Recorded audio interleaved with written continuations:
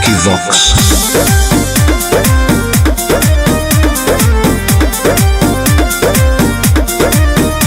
आहे जाए दहो भौजी पिछ करिया के भीतर लो रंगवाई अपन देवता पीतर।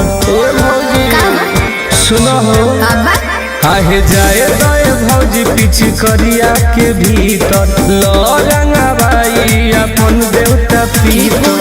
खोलो दिलाई ना हो हमारा मंजूर कियो रे हमर देवारा दुलरुआ अरे हमर देवारा दुलरुआ तोहरा न डाले के होलू किया रे हमर देवारा दुलरुआ तोहरा न डाले के होलू किया रे हमर देवारा दुलरुआ।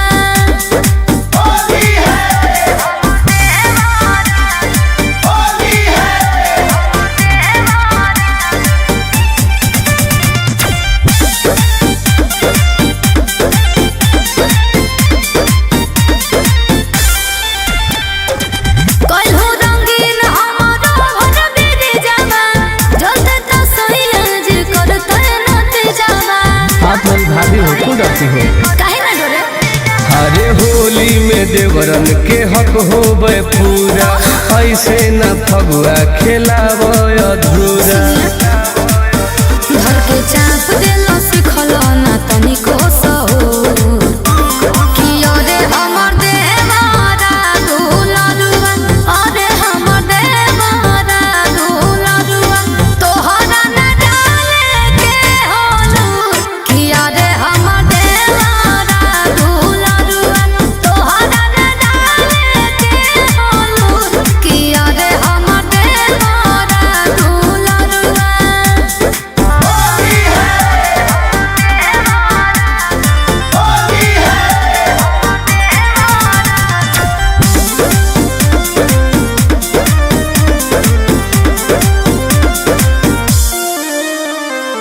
छोट फूलना हो जिते बड़े बड़े ऊपर से रंगवा तू डाला खड़े खड़े ए देवर जी।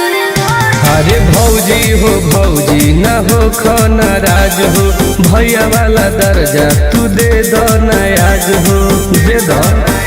गोरे लाल टुन खाई गेलो हमर खजूर कियो रे हमर देवारा दुलरुआ अरे हमर देवारा दुलरुआ तोहरा न डाले के होलू किया रे हमर देवारा दुलरुआ तोहरा न डाले के होलू किया रे हमर देवारा दुलरुआ।